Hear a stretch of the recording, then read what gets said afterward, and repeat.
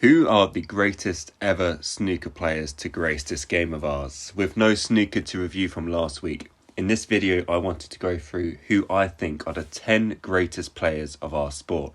Now, as always, a video like this is completely subjective, and what qualifies someone to be a great varies massively from person to person. Maybe you think it's down to how talented a player is, or how successful they are or have been, or maybe it's a mixture of both. And of course, this view can depend on how many generations of players you've grown up watching. So without further ado, let's go straight into my number 10. And the number 10 spot was arguably the hardest to pick for me because there are so many players here who I would have loved to have included, but just narrowly miss out. And there's those of you who are perhaps slightly older than me who will be shaking your fists at the fact that I've not included players like Alex Higgins or Jimmy White. Ding Junhui was also someone I desperately wanted to put into this list. But ultimately, at number 10, I've gone for Shawn Murphy. And what separates Shawn from many of the names I've already mentioned is, well, he is a world champion and the second youngest man to ever win the world title at that. On top of this, he's won the career Triple Crown and has a total of 25 professional titles to his name. You also have to go back nearly 20 years for the last time Shawn finished a season outside of the top 16, so his longevity in the sport is up there with the very best. I do think there is merit in the argument that Shawn perhaps should have won even more in his career, particularly more than the 12 ranking titles that he currently has to his name, but even still, I think he deservedly has a place amongst the best ever to play the sport. In at the number 9 spot, I've got Ray Reardon, the only man to feature in this list from the pre-Crucible era, and unfortunately, the only player on this list who is no longer with us. Reardon has 6 world titles, with his last coming at the Crucible back in 1978. Ray has also won a total of 24 professional titles in the span of 15 years, including a Masters victory to boot. Now, he never managed to win the UK title and complete the career Triple Crown, and there are indeed players who have not made it into this list who have. But I think the records that I've already mentioned, coupled with the fact that he was one of the few big names who really helped put snooker on the map, as well as being a figurehead for the game in Wales, secures him a spot on this list for me. Coming in at number 8, and I don't think my bias is showing here at all, to include Neil Robertson. The Aussie's CV boasts of 6 Triple Crown titles, which includes 3 UK titles, 2 Masters titles, and of course he was the winner of the big one 14 years ago. And Neil, well, he really has done it all, hasn't he? He's won 33 professional titles all over the world. He's been to world number 1. He still holds the record for the most centuries made in a single season. He also looks set to become the next player to reach 1,000 career centuries soon. And he's also made a 147 at the Crucible and a 147 in a major final. All of these stats highlight an incredible career, and he is by far and away the most successful snooker player from overseas, which I think should add extra weight because snooker, particularly at the time that Neil turned professional, is such a UK-centric sport, and it is a shame that he couldn't help inspire a new generation of Australian players, like Ding has done in China. The only blemish is the fact that he's not a multiple world champion, something that many people believe he really should be, and something that will perhaps continue to overshadow all of his achievements in the sport, unless he does overcome his mental block at the Crucible very soon. At number 7, I've got Judd Trump, who is by far and away the youngest player on my list at just 35 years of age. The level of domination Judd has produced has meant that he has now surpassed Steve Davis's total of ranking titles, and I don't think it's going to be very long at all before he has a certain Ronnie OSullivan in his sights. He may have won 2 fewer Triple Crown events than Robertson, but I think virtue of the relentless winner that he has become means he's overtaken the Australian now for me. And it's so interesting to see that domino effect of the loss he suffered to Kyron Wilson at the Champion of Champions in 2018. After that 6-1 loss, there are comments about Judd not winning enough, maybe not being committed enough. Now fast forward a couple of weeks and Judd won the very next tournament in Northern Ireland, and that's when it all changed, Judd at that point had only won a single Triple Crown event back at the 2011 UK Championship, and then suddenly he went on to win the Masters and the World Championship back-to-back in the same season in 2019. And then, well, as the saying goes, the rest really is history. Judd's also won at least 5 ranking titles in a single season on 3 occasions, and he now holds the record for the most ranking title wins in a single season with 6. And with so much time on his hands, and the clear evidence that he looks to be at his peak, there is every likelihood that Judd will rise even higher in this list of all-time greats over the next decade or so. Getting into the top 6 now, and I say this with the greatest amount of respect to the players I've already mentioned, but there is, in my view, a bit of a jump from those guys and the next 6 that I'm about to list. And in at number 6, I've got Mark J. Williams, the first member of the class of 92 to feature on this list, and spoiler alert, he's not going to be the last either. Known for his laid-back demeanour at the snooker table, Mark has conquered the world 3 times, and also has the record for the longest amount of time between World Championship victories, with 15 years separating his second title in 2003 and his third back in 2018. He's also claimed the UK and the Masters titles on 2 further occasions, and is just one of 3 players to ever win the Triple Crown in a single season. This record would have cemented his place amongst the world's best years ago, but he really did find a bit of a renaissance around 2017 after spending most of the 2010s not winning anything. He is now back as a regular tournament winner and a consistent member of the world's top 16, and of course was basically a ball away from winning £500,000 in Saudi Arabia a couple of months ago. Some of you may put Mark slightly higher on this list, and I couldn't argue against that, but there is no way that this list couldn't include the Welsh potting machine.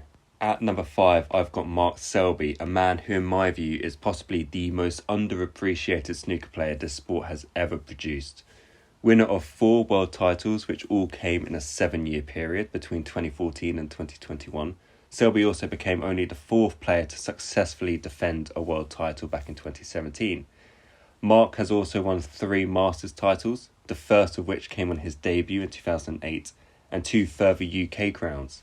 Couple this with 36 professional titles, and you'll see that this man is one of the greatest winners the sport has ever produced, and one who was born to deliver on the big stage. Unfortunately, no matter what he does, and no matter what he achieves, he'll never be able to shake off the boring tag, but I do personally find him absolutely compelling to watch, and that contrast in playing styles between him and Ronnie OSullivan is what made their rivalry so fun to watch, and he was able to frustrate Ronnie in a manner that players hadn't really ever been able to do before.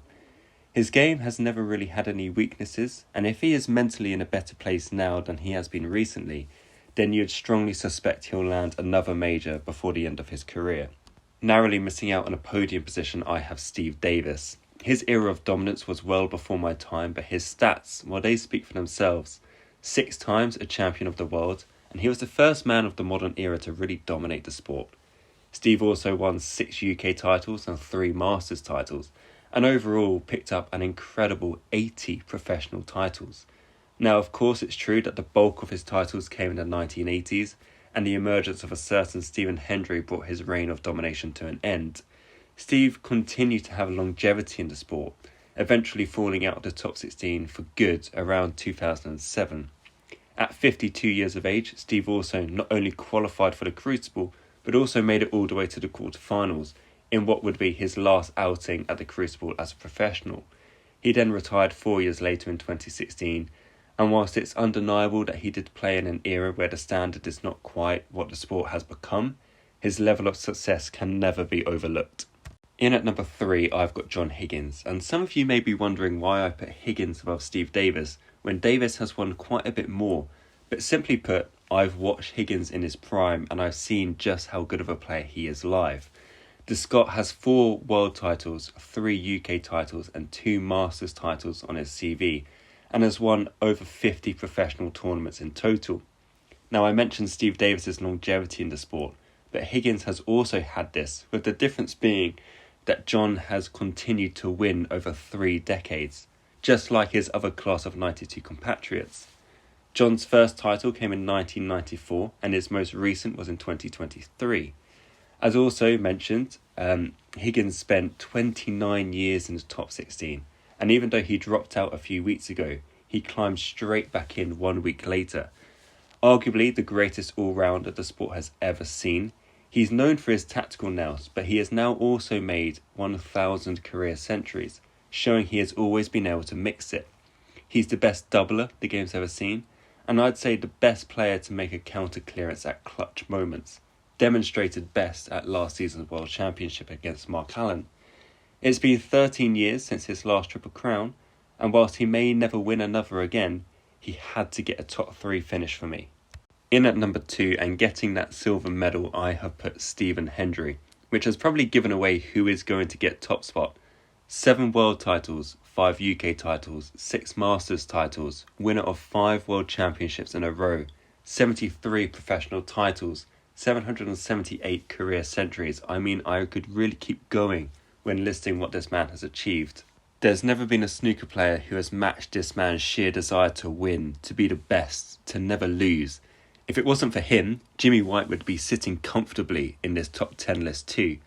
Just like Steve Davis, Hendry's domination was limited to a single decade, with a remarkable 53 of his career titles coming within the 1990s. Only 2 men have made more than Hendry's 11 maximum breaks. 3 of those 11 came at the Crucible. And Hendry, he really did change the game in terms of how he attacked the sport. Yes, the likes of Alex Higgins and Jimmy White brought their own level of natural flair to the sport, but Hendry has revolutionised the way modern players think and how they break build.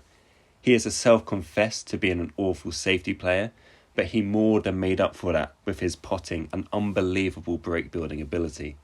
Not being able to see him at his absolute prime is a shame for me, but with all of his achievements laid out on the table, it would be impossible for me not to put him in the top 2. And then finally, you guessed it, at number 1, the greatest ever snooker player in my opinion, we have Ronnie OSullivan. Could it be anyone else? Up until a few years ago, there were still a few records that Stephen Hendry was clinging to dear life to, but all he's been able to do is sit, watch and commentate on Ronnie chipping away at these records until he eventually made them his own. The Rocket has a quite ridiculous 23 Triple Crown titles to his name, 7 world titles and 8 UK and Masters crowns. If that wasn't enough, he has 80 career titles, 41 of which have come at ranking events. Add to that his current tally of 1,265 career centuries and counting, and his record 15 maximum breaks, and you will find the sport's most decorated player. And not only does he have all of the success, but he's achieved it by playing a style of snooker that has captivated generations of snooker fans. He may not have been the first player to be named the People's Champion. He had Jimmy White and Alex Higgins before him, but none of those came remotely close to Ronnie's success. And he hasn't just dominated a single decade. His career is over 30 years strong and shows little signs of slowing down anytime soon. The only question left is whether he can overtake Hendry and move outright top of the list of world champions by winning an 8th Crucible title. When he was stuck on 5 world titles, I made the mistake of doubting that he would ever reach 7. So I've learnt my lesson to never ever doubt this man. He is of course getting older, but age doesn't seem to affect players like it used to, especially Ronnie and the class of 92. And unless he decides to pull the plug on his career early, I think he's going to have plenty more opportunities to target that 8th world title. But even if that doesn't come, you would have to do a great deal of convincing to tell me that this man is not the greatest snooker player to ever live.